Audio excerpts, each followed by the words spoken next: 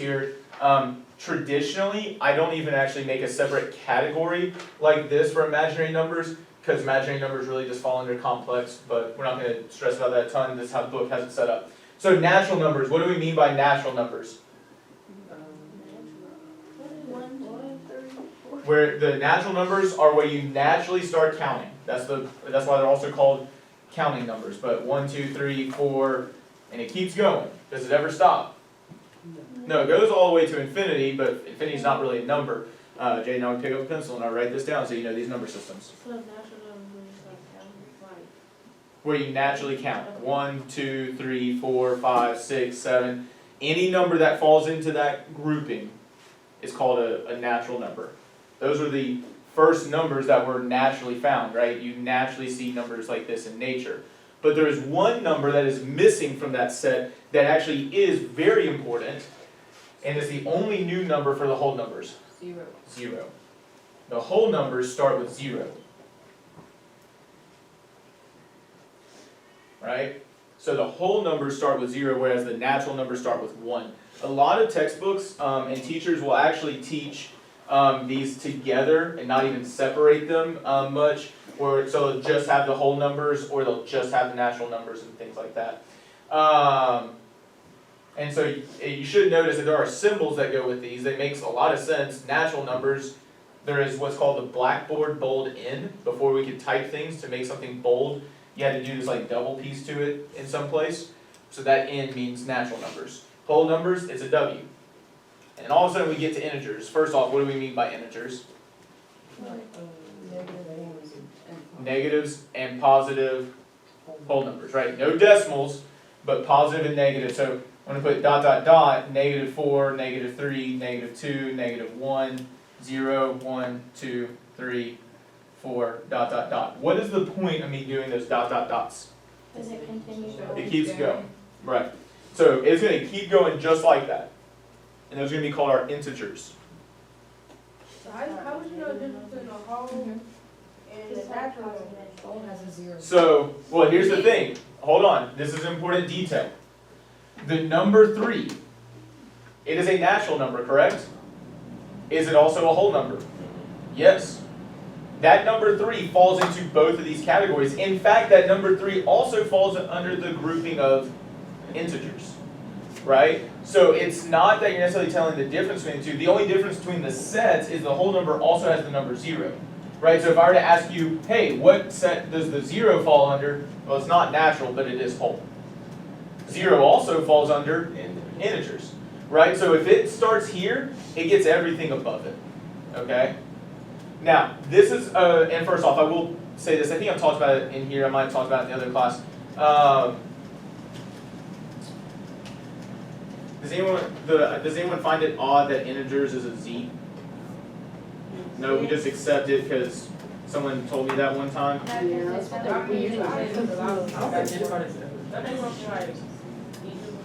What'd you say? Okay, integers is a Z. Here's the reason why. It comes from the German word Zahlen, which literally means numbers. That's where it comes from. And the reason why is right here, they talk about irrational numbers as R minus Q, but notice typically I use I for irrational numbers, and I don't have one separate for imaginary, I just have complex. But notice how we have an I here. So can we use I for integers? No. So it comes from the German word Zahlen, meaning numbers. That's it. Integers. Yeah, sure, that's it. Yeah, integers, we just translate that S into a Z, it's fine, right? If you want to remember that way, that's fine. So then, rational numbers. Does anyone know what we mean by a rational number? It can be square rooted and it doesn't. It terminates. Okay, so we talk about that in a second. So I want to talk about the square root really quickly. If I take the square root of 25, what do I get? 5. If I take the square root of 24, though, pick up that calculator for me really quickly. It's going to be a whole bunch of decimals, right? Okay? Yeah, so I get 4.89898, but then if you click on it and bring it down, does that decimal ever terminate or repeat? So those would be irrational, right? So that's a good thought. We're actually going to talk about it here with, let's go ahead, well, let's do rationals first. The square root of a perfect square actually gives me an integer, or even a natural number, or a whole number. But if it's not a perfect square, it's actually going to give me an irrational number. But let's contrast that against rational first. So what do we mean by a rational number? I'm going to turn the lights on so you can see this when I write it. It terminates. Say again? It terminates. What terminates? The decimal. The decimal. So 1.25, that decimal terminates, meaning it ends, right? But if I were to look at something like 3.1 repeating, that's also rational because that 1 repeats. We go with that If it idea? doesn't repeat and it's just random numbers, then it's not. If it never terminates and it never repeats, it's not rational, we would consider it irrational. But I will point this out. So that's the main way that people understand rationals, is either the decimal, so remember integers, the decimal terminates or repeats.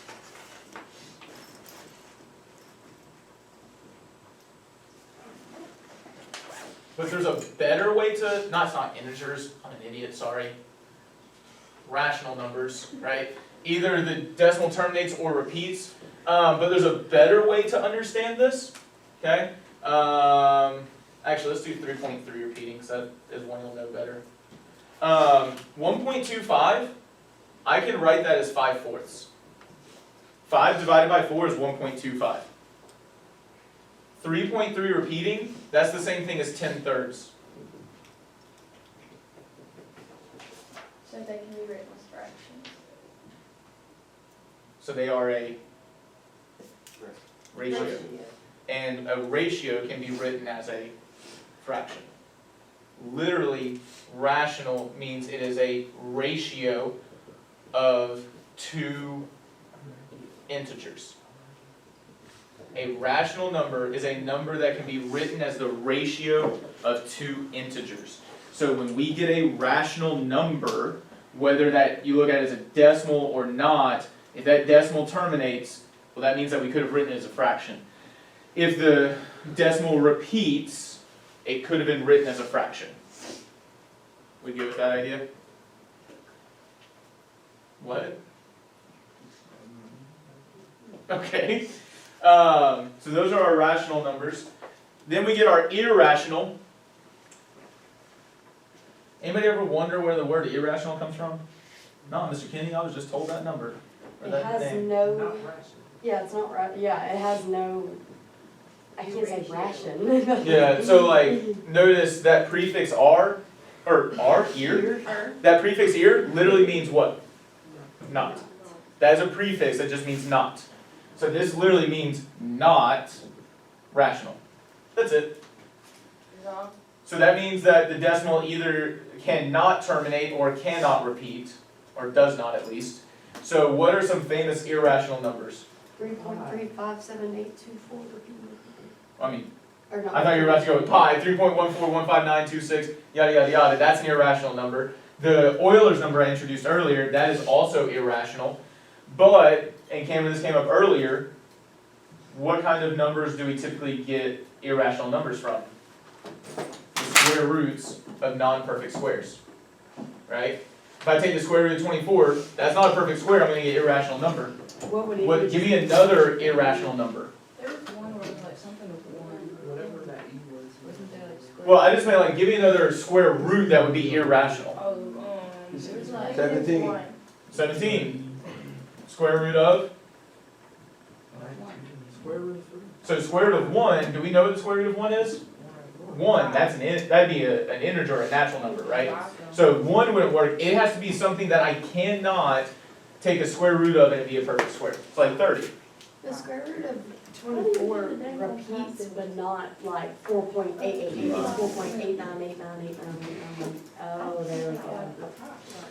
So if it And this is a repeats- clarifying thing, you can't look at the short term a lot of times with these square roots. You have to look at a longer set of the numbers to make sure it doesn't repeat anywhere, because it may look like it repeats early on. Wait, so if those numbers, like the decimal repeats, it is rational? Are you looking at the square root of 24 right now? So irrational is Okay. I was So, just, I was making sure. Yeah. If you have two different numbers that alternate, that's rational. So like, let's just go with 0.45 like that. Yeah, and then it repeats. Yep. That could be written as the fraction 45 divided by 99. How do you know this? So fun fact, I actually took a class in college where we spent about a week and a half, maybe it was just a week, learning how to write fractions, write rational numbers as fractions. It was a really cool class. Like, It's so boring. no, it was the coolest thing. Learning how to write that, and so I will point this out, I can actually simplify this.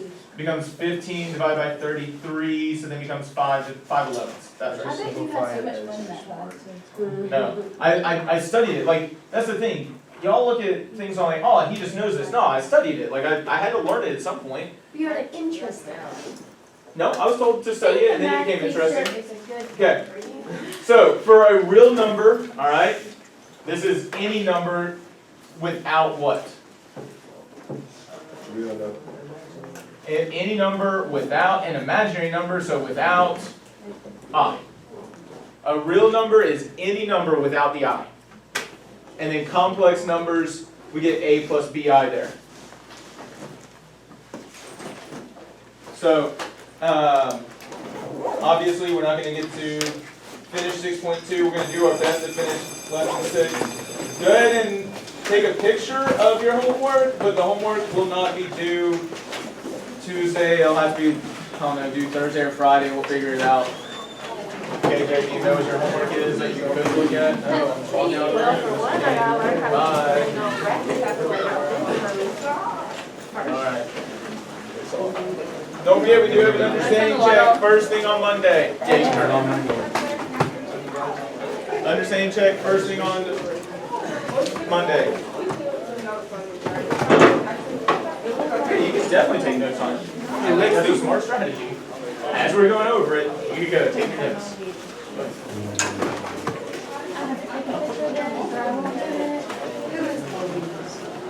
Why is she always in our like things and